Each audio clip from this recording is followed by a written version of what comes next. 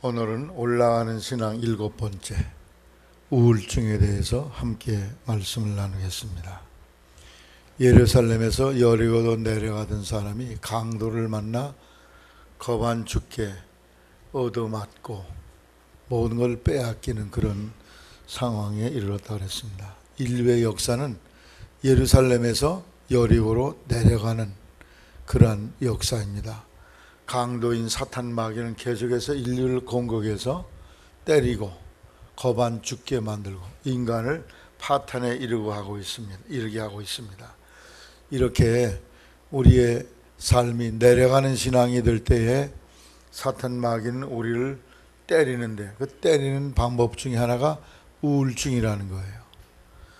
우울증에 고통하거나 또는 그런 것 때문에 어려움을 겪는 분이 계시면 이게 마귀가 나를 때리고 있는 거구나, 몽둥이로 두들겨 패고 있구나, 그런 생각을 하면 답이 정확합니다.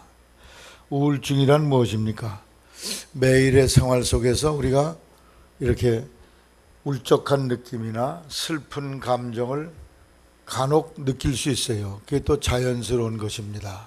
그런데 병적인 우울증은 슬프거나 울적한 느낌이 그냥 이렇게 약간의 감정으로 끝나는 게 아니라 아주 지속적으로 계속되면서 여러분의 생각과 육체를 완전히 못쓰게 파괴하고 하게 만드는 그러한 역할을 할 때 그것이 바로 우울증이라 이렇게 생각할 수 있습니다. 그래서 사회생활도 제대로 못하게 하고 모든 생활이 아주 정상적인 생활을 벗어나는 그런 경우를 의미합니다.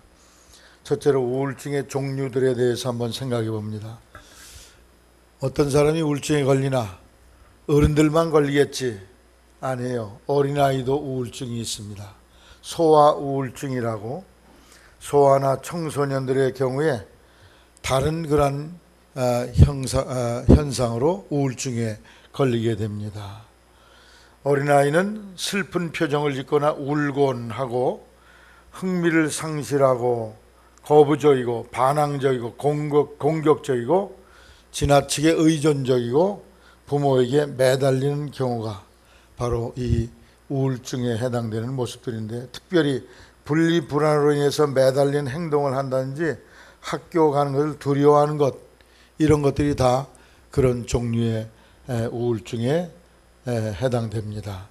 중고등학생들, 청소년들은 우울증에 걸리면 파괴성, 공격성, 비행, 친구들과의 관계가 악화되고 학교 간다 그러면 딴 데로 결석하고 땡땡이 치고 가출하고 성적이 점점 떨어지고 분노하고 발작하고 또 공포증과 때로는 화가 나면 불도 질러버리고 또 모든 일에 냉소적이고 무관심하고 수동적이고 뭘 스스로 자발적으로 뭘 하는 일이 없고 이런 데 떨어지게 된다는 것입니다.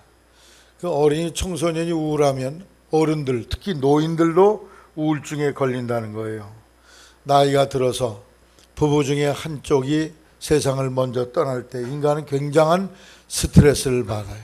가족이 사망하거나 또는 직장에서 은퇴하거나 이런 일로 말미암아 마음의 상처를 입는 일들을 통해서 마음의 우울증이 깊어지게 된다는 것입니다.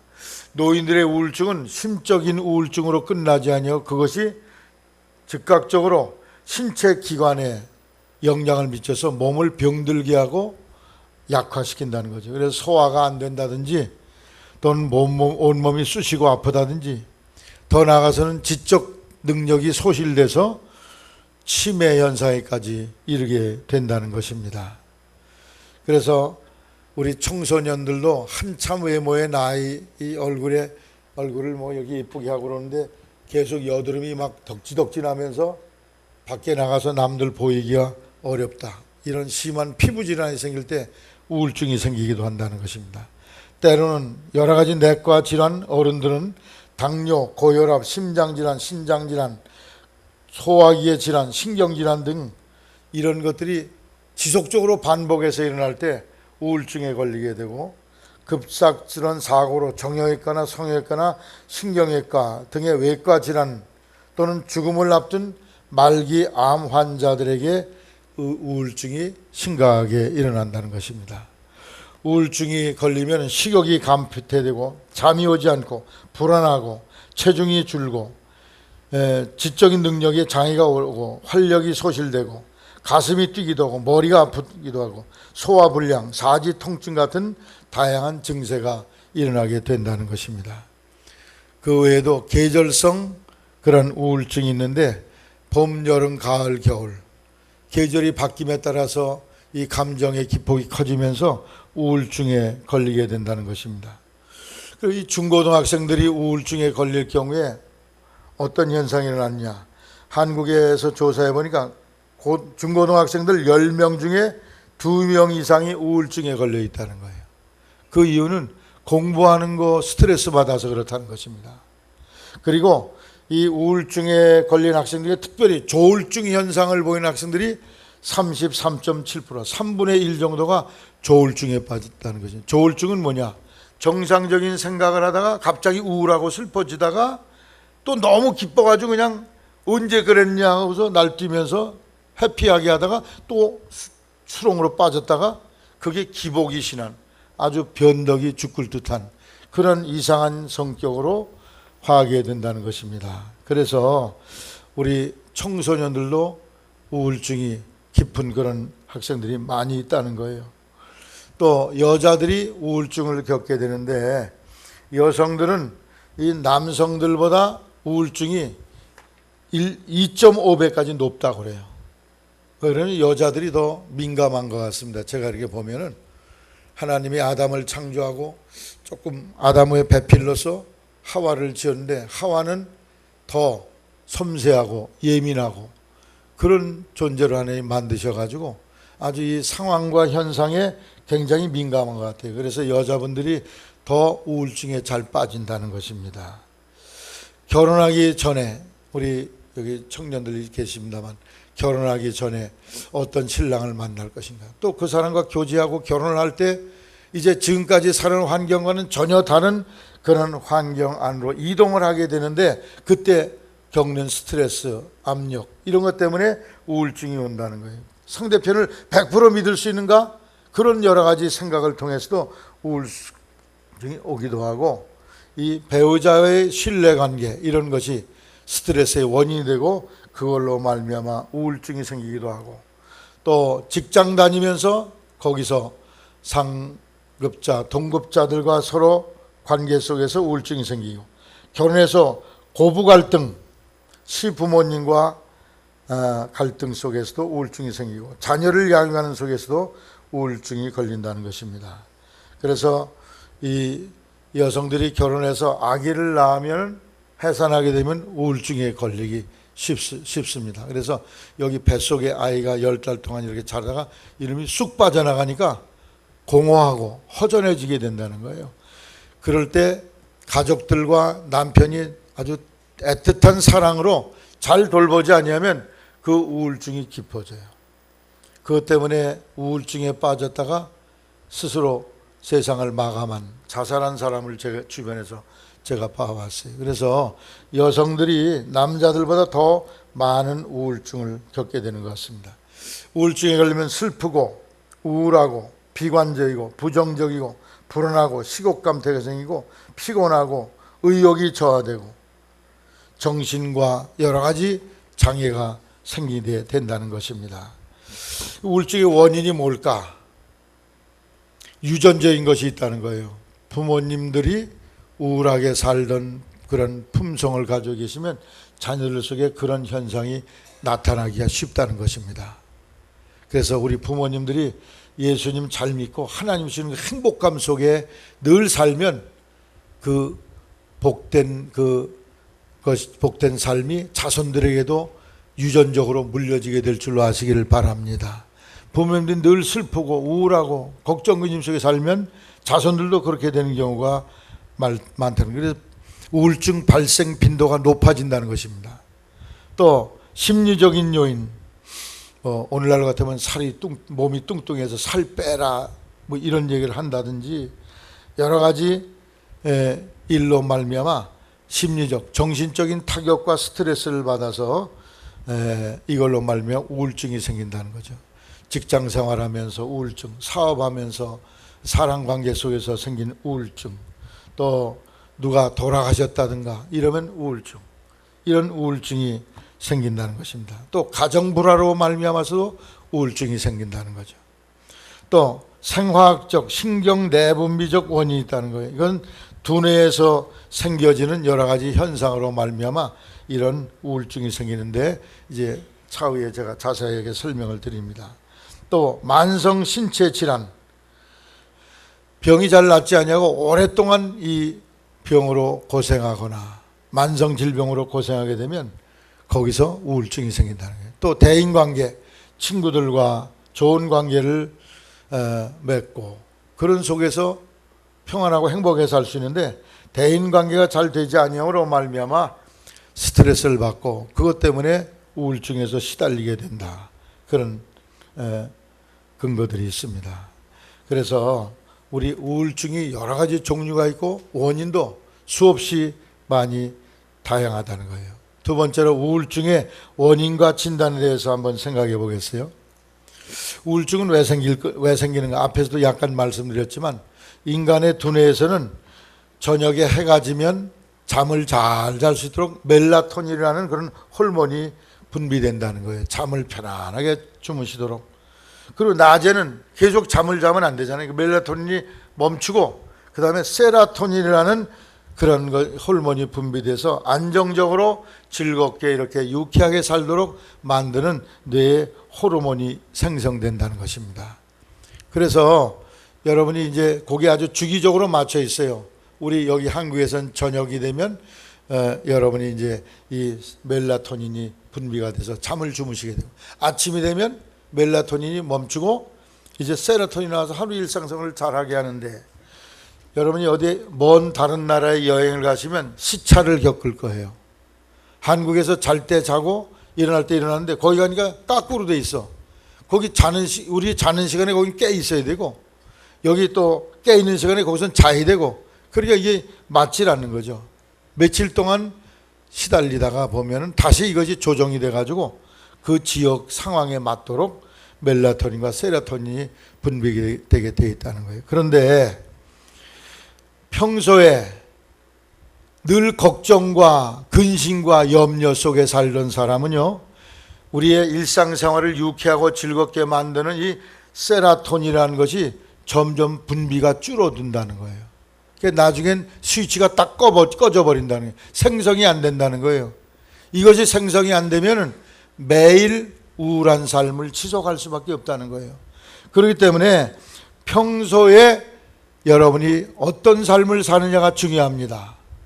우울하고 슬프고 이런 생활을 지속적으로 하다 보면 이 세로토닌 그 분비가 멈춰버리고 그것이 완전히 비활성화돼서 스위치를 딱 내린 것처럼 돼버린다는 거예요. 그게 안 나오면은 그 다음부터 우울증에 떨어지게 된다. 그런 말씀이에요. 늘 불안해하고 슬퍼하고 걱정하는 그러한 품성을 가진 사람은 아주 조심해야 돼요. 그런 사람일수록 이런 우울증에 걸리기가 쉽다는 것입니다. 한국 사람들의 우울증에 대한 척도라는 이런 도표가 있는데 거기에 나온 내용을 여러분이 한번 제가 소개해 드릴 텐데 지금 여러분이 개인적으로 계산을 해보세요. 점수를 매겨보세요. 1점, 2점, 3점, 4점, 5점, 6점. 아주 나는 아주 전혀 그렇지 않다. 그 사람 1점. 보통 그렇다. 1점. 중간이다. 3점. 아주 매우 그렇다. 6점. 어느 정도 그렇다는 사람 5점. 점수를 많이 가는 사람은 여러분 우울증에 가까운 사람이에요. 제가 여러분 마음으로 계산을 제가 불러드릴 테니까 나에게는 희망이 없다고 생각한다. 그렇습니까? 전혀 그렇잖아요. 그러면 그 사람 1점이야. 괜찮은 사람이. 두 번째, 나의 미래가 어둡다. 난 미래가 깜깜하다고 생각한다. 그러세요? 세 번째, 나의 앞길에는 기쁨보다 불쾌감이 가득할 것이다. 내가 진정으로 원하는 것을 아직 얻지 못하고 있다. 내 인생은 실패자라고 생각한다. 그러신가요? 내 인생은 실패자야. 망쳤어. 자신에 대해 무가치하고 창피스럽다고 느낀다. 창피해. 어디 얼굴 내놓고 다니기가 부끄러워. 나의 삶은 허무하고 무의미하다. 나는 되는 일이 없다. 나의 삶이 후회스러워서 괴롭다. 돌이켜보면 후회하는 것만 생각이 난다. 다시 살았으면 좋겠다. 나는 불안정하고 안절부절 못한다. 나는 과민하고 초조감을 느낀다.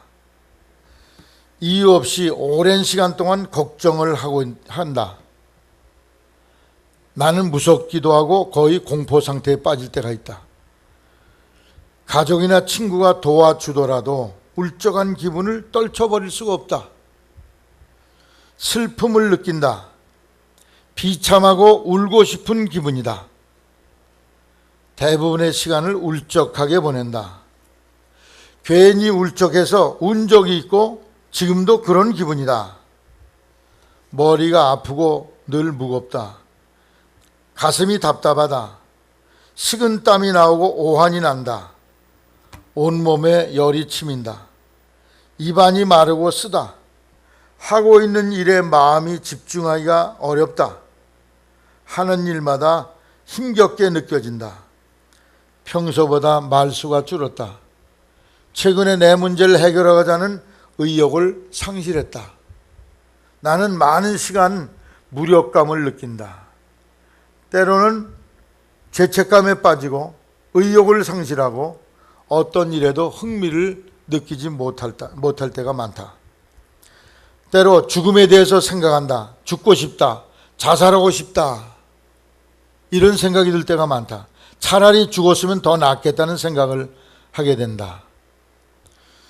어느 글을 보니까 그냥 내버려 두면 죽음에 이르는 병이 바로 우울증이라고, 그런 타이틀의 내용을 제가 봤습니다. 자살하는 사람들의 70%가 다 우울증 때문에 자살하게 된다는 거예요.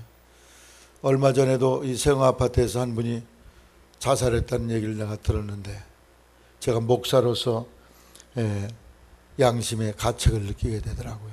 그런 분들을 전도해서 믿음 갖게 해야 되는데, 그래서 이 우울증이 깊어지면 물불 가리지 죽으려고 덤벼요. 물에 들어가고 불에 들어가고. 그래서 이 우울증에 걸린 사람을 주변에서 늘 지켜봐야 돼. 그렇지 않으면 언제 어느 시에 무슨 일을 하는지 모릅니다. 극도로 우울감에 빠져있던 사람이 좀 요즘 괜찮은 것 같아. 그때 조심하라는 거예요. 그때 그 사람이 자살해 줄 확률이 극대화된다는 거예요. 그때 약간 정신이 났을 때 죽어버리자. 우리 교회 좀 나오다가 안 나오신 저 시리미 골짜기에 박영자라는 아주머니가 계신데, 날 만나면 첫 번째 대화가 당장이라도 목을 매 죽고 싶다는 거예요. 하루에도 수백 번씩 목을 매고 싶은 마음이 생긴다는 거예요. 야, 그건 정말 마귀 역사도 상막인데 안 나오셔. 여기 그걸 이기려면 신앙생활을 잘 해야 되는데. 근데 엊그제 속해드리면 이상실 권사님을 만났어요. 오랫동안 이 어지럼증이 심하셔가지고 늘 집에만 콕 박혀 계세요. 바깥 출입은 안 하시. 절 만나셔서 죽고 싶어요. 죽고 싶어요 그러시더라고요. 그래서 그러지 마시고, 권사님은 우울증입니다. 오랫동안 병이 안 나으시니까 좌절감 속에 우울증이신데 밖에도 다니시고 그러세요. 그러더니 다리가 계단을 내려갈 수 없다는, 계단을 안에서만 계시고 자꾸 누워만 계시니까 자꾸 그게 더 우울이 깊어지니까 밖에 다니셔야 된다. 한꺼번에 못 내려가면 반만 내려갔다가 올라오시고, 그것도 자주 하셔서 밖에 활동을 좀 하셔야 된다고. 옛날처럼 농사일도 소일을 하고 그러셔야 되는데, 그러게 되니까 점점 우울증이 깊어져서 한 권사님 말씀은 거의 종일 밤이나 낮이나 누워만 계시다. 잠만 주무신다. 그 나한테는 돌아가시고 싶다고 그래요. 그게 바로 우울증이거든. 빨리 그걸 벗어날 수 있어야 돼요. 그거는 나가서 활동을 하시면서 이렇게 생활을 해야 됩니다. 안에만 베끼시면 우울이 점점 깊어져요. 불면증에 시달리고 초조감에 빠지고 집중력이나 기억력이 저하되는 사람, 또 잠을 잘 못 자고 때로는 거꾸로 잠을 너무 많이 자거나 이런 경우, 이게 다 우울증의 현상들이라는 거예요. 여러분은 몇 점쯤 되는 것 같아요? 여기 한 30여 가지 제가 설명을 했는데 30점에 가까운 사람은 괜찮은 사람이야. 3, 68, 180점에 가까운 사람은 그건 아주 좀 주의하고 경계해야 될 빨랑 치료를 받아야 됩니다. 이 우울증은 영적으로 내려가면 그런 우울증에 걸리게 돼 있어요. 그래서 이 우울증의 이런 여러 가지 원인과 진단 내용을 제가 설명을 드렸는데 여러분이 이러한 내용에 해당되지 않기를 주의 이름으로 당부를 드립니다. 그래서 여러분이 우울증에서 벗어나서 건강하게 사회생활하고 믿음생활에 임하기를 주의 이름으로 당부를 드립니다. 끝으로 세 번째, 성경에 나타난 우울증과 그 치료 방법에 대해서 함께 생각하고자 합니다. 성경에도 아주 우울증이 심각하게 걸렸던 사람이 계세요. 그분이 유명한 이름 석자만 들어도 여러분이 아시는 엘리야라는 하나님의 종입니다. 대단한 목사님이죠. 기도했더니 하늘에서 비가 내리질 않아. 기도했더니 또 비가 내렸어. 갈멜산에서 3년 반 동안 비가 오지 않고 갈멜산 꼭대기에서 기도의 전쟁을 치릅니다. 엘리야 한 사람하고 바알과 아세라 그 중들 850명이 모여서 바알이요 바알이요 바알이요 하루 종일 바알을 찾는데 바알이 신이 아니라 응답을 하는 거야. 어떤 사람은 나중에 자해를 하면서 칼로 몸을 그으면서 피를 막 흘리면서 바알을 찾지만 바알이 응답을 하죠. 엘리야가 하나님 앞에 짧은 기도를 드립니다. 하나님, 내가 하는 것이 하나님이 행하신 이름을 알게 하옵소서. 이 백성들로 알게 보여주시옵소서. 하나님께 간절히 기도했더니 하늘로부터 불이 내려서 제단과 제물을 다 불을 텄어요. 얼마나 신바람 납니까? 백성들이 그걸 보고 여호와 그분만이 하나님이로다. 하나님에 대한 믿음이 회복되어지면서 엘리야의 명을 따라서 그 중들 850명을 다 기손신에 갖다가 잡아서 목을 치라고 그랬어요. 얼마나 놀라운 승리입니까? 할렐루야. 이런 대승리를 얻었는데 다음날 엘리야를 죽이겠다는 전가를 받았어요. 아합 임금의 왕비 이세벨이 네가 그렇게 바알 선지자를 죽였냐? 네 목숨을 그들과 똑같이 하겠다. 죽이겠다고 그랬어요. 그랬더니 엘리야가 들판으로 들어갔어. 로덴나무 아래서 하나님께 이렇게 고백, 하나님 죽여주사이다. 목숨 걷어가 주세요. 지금이라도 죽여. 아니 그렇게 대역사를 이루시고 날 죽게 만드십니까? 절망 속에 하나님께 부르짖습니다. 그때 하나님이 천사들을 보내셔서 그에게 음식을 먹게 물을 주셔서 그가 거기서 회복되어 다시 일어난 내용이 성경에 기록되어 있습니다. 우울증을 극복하려면 어떻게 됐냐? 첫째로 충분한 휴식과 휴식을 취해. 따라 충분한 휴식. 잠을 잘 주무시고 음식을 잘 잡수셔야 돼요. 육신도 쉬어야 돼요. 육신이 100의 능력이 있으면 120%, 130% 에너지를 소모하면 망가지게 돼 있어요. 그래서 여러분이 우울증에 걸린 사람도 이 충분한 휴식으로 영혼과 몸을 쉬게 만드셔야 돼요. 김기영 장로님 격려하는 사업장이 요즘 와서 한 달에 2번씩 쉰다고요? 일주일에 한 번씩은 쉬셔야 돼요. 하나님이 정한 법이야 사실. 이게 일주일에 한 번씩은 쉬어야 육신도 다시 에너지를 재생할 수 있고 그런 기회를 하나님이 주시는 거거든요. 다니엘 2장 1절에 보니까 느부갓네살이 다스린 지 2년이 되는 해에 느부갓네살이 꿈을 꾸고 그로 말미암아 마음이 번민하여 잠을 이루지 못한지라. 꿈 때문에 우울증이 걸려서 잠을 도무지 잘 수가 없어. 불면증이 걸린 거예요. 그래서 잠을 잘 자야 우울증은 치료됩니다. 하나님께서 시편 127편 2절에 너희가 일찍 일어나고 늦게 누우며 수고의 떡을 먹음이 헛되도다. 그러므로 여호와께서 그의 사랑하신 자에게 잠을 주시는도다. 여러분, 저녁이 되면 잠이 깊이 들게 되기를 주님의 이름으로 당부를 드립니다. 내게 단잠을 주시옵소서 구하시기 바랍니다. 전도서 5장 12절에 노동자는 먹는 것이 많든지 적든지 잠을 달게 자거니와 부자는 그 부요함 때문에 잠을 자지 못하느니라. 잠자는 것이 우울증을 치료하는 중요한 단서입니다. 불면증에 시달리면 여러분이 그 의사 처방을 통해서 약을 좀 드세요. 약을 먹는 건 뭐 불신앙도 아니고 죄도 아니에요. 그러니까 약을 먹어서라도 이 뇌를 쉬게 만들어줘야 됩니다. 컴퓨터를 이렇게 쓰다 보면은 막 프로그램이 잘 안 될 때가 있어요.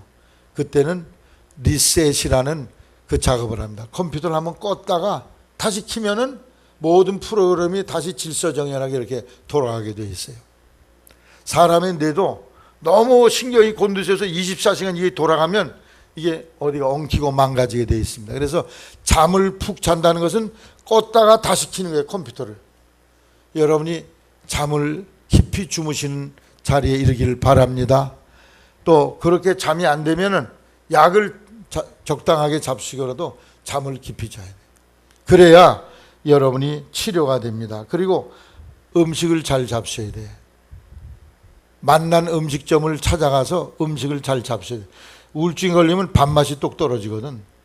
그래서 강화에 수백 개의 식당이 있을 텐데 식당을 가셔서라도 여러분이 맛난 음식을 먹게 되시길 바랍니다. 여기 열왕기상 19장 5절에 로뎀 나무 아래 누워 자더니 천사가 어루만지며 이르되 일어나서 먹으라 하는지라.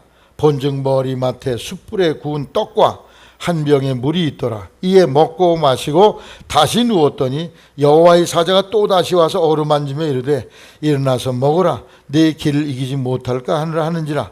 이에 일어나 먹고 마시고 그 식물의 힘을 의지하여 40주 40주야를 행하여 하나님의 산 호렙산에 이르렀다. 잘 먹어야 에너지가 나와서 모든 육체의 이런 우울증이나 이런 것들을 치료하게 된다는 것입니다. 두 번째는 사명을 발견해야 돼요.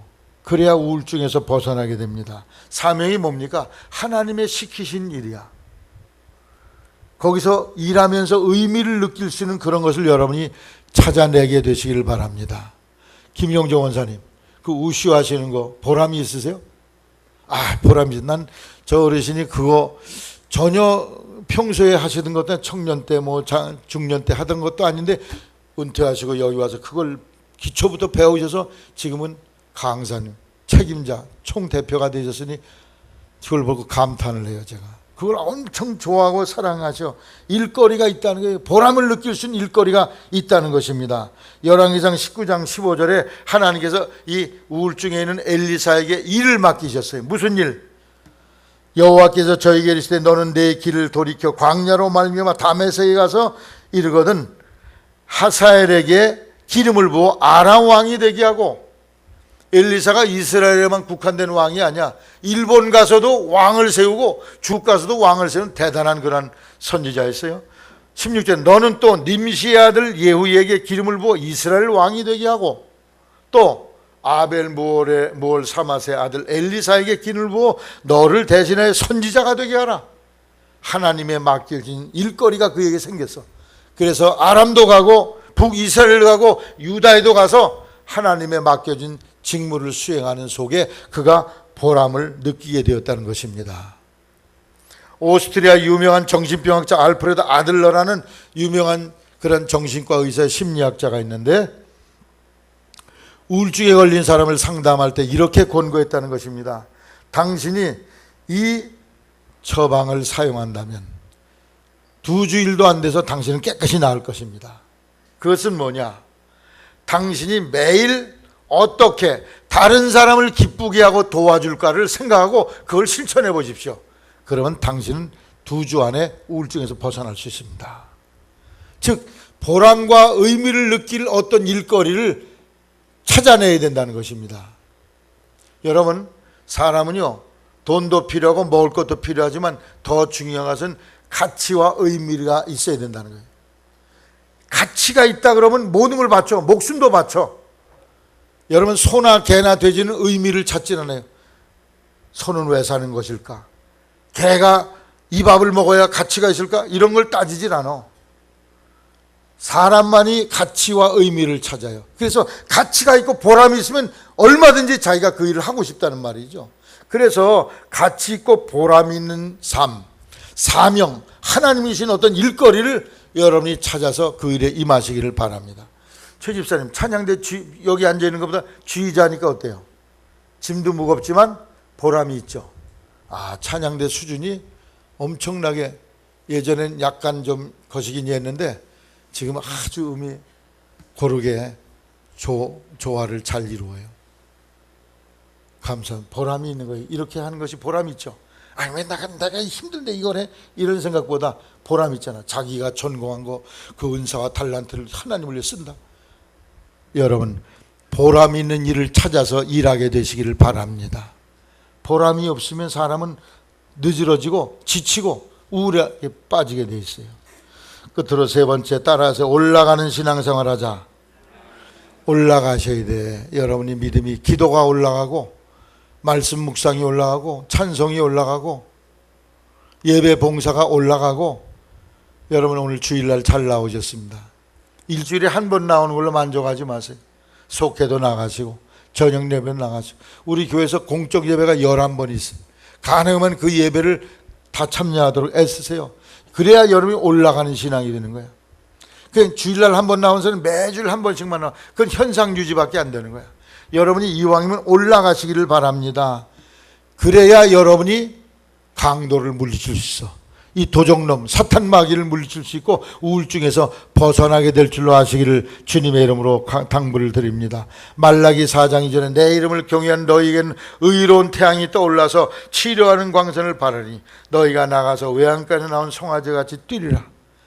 하나님을 경외하는 사람은 의로운 태양이 떠오른다고 그래요. 여러분, 이 우울증 치료법 중에 하나가 햇빛을 많이 쬐는 것도 이 우울증을 치료하는 방법 중에 하나라고 그래요. 그래서 제가 캐나다에 있을 때는 해만 쨍쨍 내리치면 우통을 다 벗고 마당에서 이렇게 태양욕을 즐기는 사람들이 있어요. 아유, 망치해라. 우린 그렇게 생각되는데 거기 해가 드는 시간이 짧아요. 겨울이 되면은 아침 9시, 10시에 해가 떠. 저녁 4시면은 해가 져. 그러니까 해 쪼이는 시간이 6시간, 5시간밖에 안 되니까 여름엔 또 새벽 4시면 해가 떠버려요. 밤 9시, 10시 때 해가 져. 이상한 나라죠.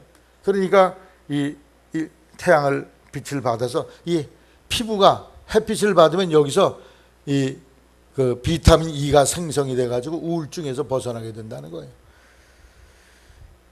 그래서 하나님을 의지하는 믿음도 마찬가지야. 이 세상 태양도 우리에게 영향을 주고 힘을 주는 것처럼 여호와 하나님의 의의 태양빛을 받으면 우리의 영혼이 치료되어져. 우울증을 치료하는 그러한 치료의 역사가 일어나요.